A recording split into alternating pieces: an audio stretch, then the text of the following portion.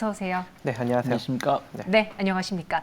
오늘 두 분과 월요일장의 마감을 샅샅이 짚어보도록 하겠습니다. 먼저 종목 OX 세 가지 종목 첫 번째는요. LG 헬로비전으로 이야기를 해볼게요. 이 종목이 LG전자 전기차 충전 사업의 수혜주로 떠오르면서 오늘 두 자릿수 급등을 보였는데 어떻게 보십니까? 두 분의 의견 OX로 간단하게 들어보죠. 네, 유창희 대표님은 X를 주셨습니다. LG 헬로비전과 LG전자의 전기차 과연 어떤 연관이 있을까 궁금해하실 것 같은데 왜 유창희 대표님은 X를 주셨습니까? 뭐 이게 지금 처음 나온 이슈가 아니죠. 그렇죠. 이미 앞에서 한번 지난 4월 달 한번 나왔던 이슈들이고 지금 올라오는 것은 결국에는 뭐 납품 가대에 대한 기술적 반등이라고 봐야 될 것 같아요. 어떤 좋은 뉴스가 나온다고 해서 그 뉴스가 종목을 물론 조금 더 상승폭을 확대할 수 있겠습니다만은 전체적인 분위기는 그건 아니다 생각하고 있고요. 그리고 말씀드린 대로 앞에서 나온 이슈들이기 때문에 이것이 정말 호재라면 그때 뭐 엄청 뭐 연상 갔었어야죠. 근데 계속 한 7,000원대 매물 부담감이 있었더라면 이번에도 뭐 올라온다고 하더라도 일단 6,500원 이상 가기는 쉽진 않다. 그래서 좀 반등 시에는 비중을 줄이시는 전략이 맞지 않을까 생각하고 있습니다. 반대로 박정수 대표님은 O를 주셨습니다. LG 헬로비전에 무엇을 좋게 보셨습니까? 네, 저평가이고요. 실적이 성장하고 있습니다. 네, 그걸로 우리가 좀 접근을 해도 충분하지 않을까라고 생각을 하고 있고, 이 배터리 충전기 보급 사업은 일단 그냥 성장 모멘텀이라고 보시면 될 것 같아요. 이제 본격적으로 주가가 바닥을 탈출하는 모멘텀. 현재 월봉상 흐름을 보면은 거의 바닥권에서 움직이고 있습니다. 그래서 상당히 좀 저평가 국면이고, 자, 이러한 저평가인 국면인데도 불구하고 매출과 영업이익은 매년 지속적으로 증가하고 있는 추세에 놓여져 있기 때문에 시장만 양호해진다면 이런 전기차 충전 서비스를 가지고 모멘텀화 시켜서 실적 성장성과 같이 맞물려서 주가가 우상향으로 가지 않을까라고 생각을 합니다. 그래서 지금 현재 이 상승력이 이제 바닥을 탈출하는 첫 번째 신호탄일 수도 있겠다라고 판단하시면서 지금 그냥 따라잡는 것보다는 한 5,000원, 5,300원 이하로 좀 눌렸을 때 분할로 한 2, 3개월 정도 모아가시다 보면 시장이 다시금 살아날 경우 다시 8,000원 이상 주가가 올라갈 수 있는 여력 충분히 존재하지 않을까라고 생각을 합니다. 그래서 한 중기적 관점으로, 중장기적 관점으로 바라보신다면 충분히 긍정적인 종목이다라고 언급드리고 싶습니다. 네, LG 헬로비전까지 들어봤고요. 두 번째 종목도 보겠습니다. 이번에 코스모화학이에요. 저희가 지난주 시장이 급락할 때 코스모화학, 코스모 신소재를 이야기하면서 시장 대비 선방하는 모습을 봤었는데 폐배터리 추가 투자에 대한 그 기대 때문일까? 코스모화학을 두 분은 어떻게 보고 있는지 OX로 여쭤보겠습니다. 두 분 모두 좋게 보시는데요.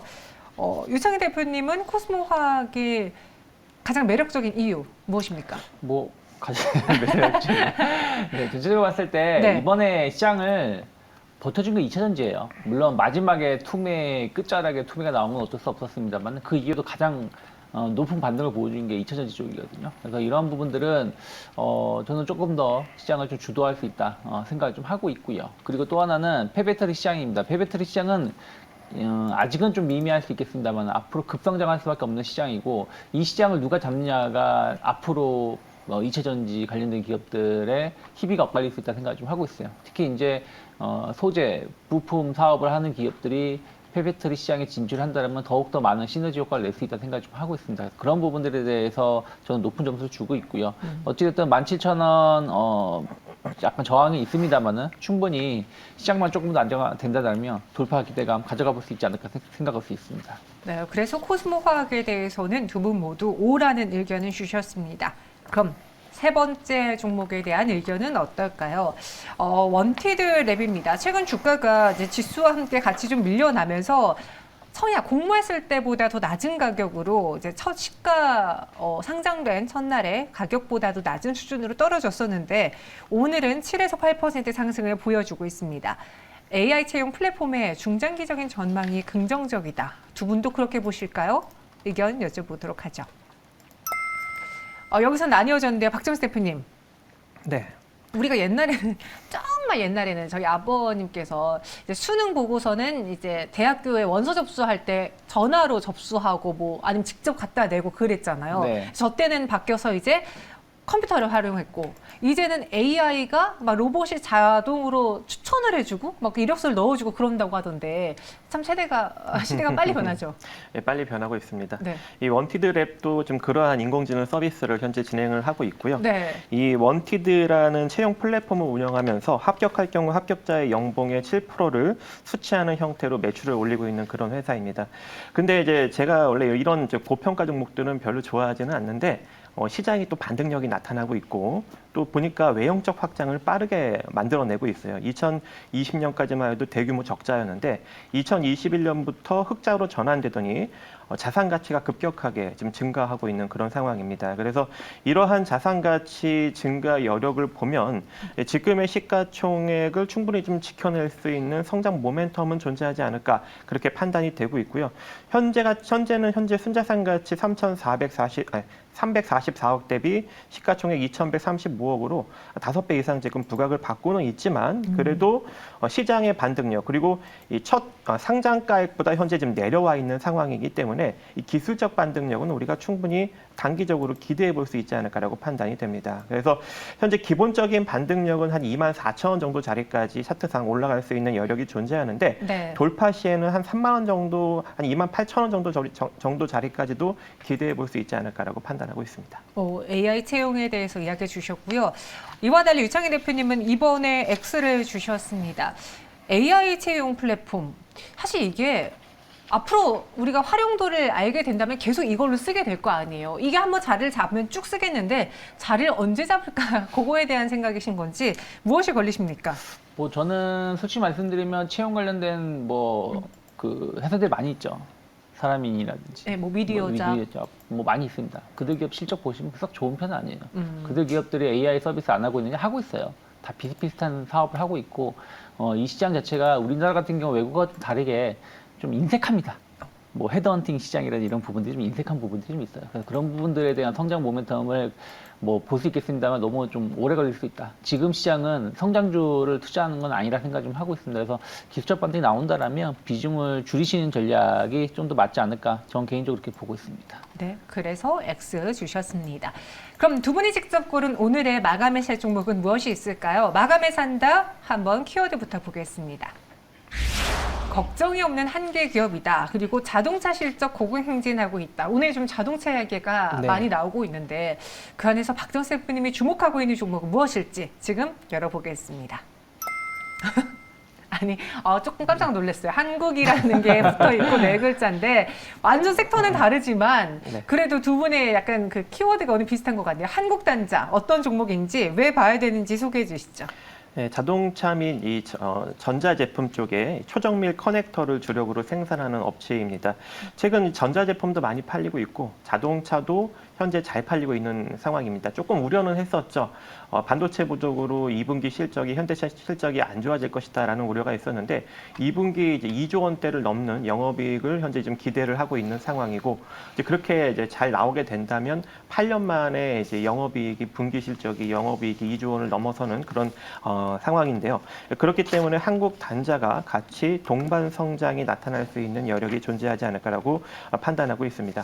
재무 구조도 상당히 좋습니다. 1조 1,000억 원대의 자산 가치를 지니고 있는데 이게 이제 지속적으로 매년 증가 추세 한 20% 정도씩 증가 추세에 놓여져 있는 상황이고 부채 또한 빠르게 증가하지 않아서 자본 총계도 같이 덩달아 급격하게 증가하고 있습니다.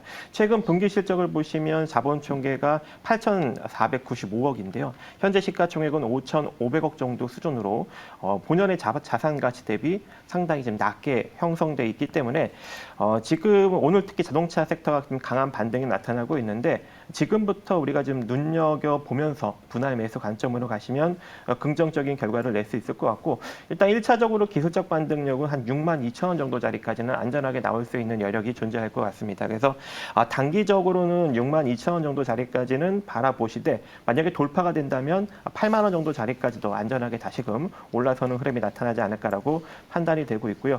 뭐 손절 라인은 한 5만 원 정도 제시해 드렸는데 5만 원 정도까지 만약에 다시 내려가게 된다면 시장 시장이 조금 더 부진하게 흘러간다는 의미로 받아들이시고 잠깐 자금을 회수했다가 재투자하시면 좋을 것 같습니다.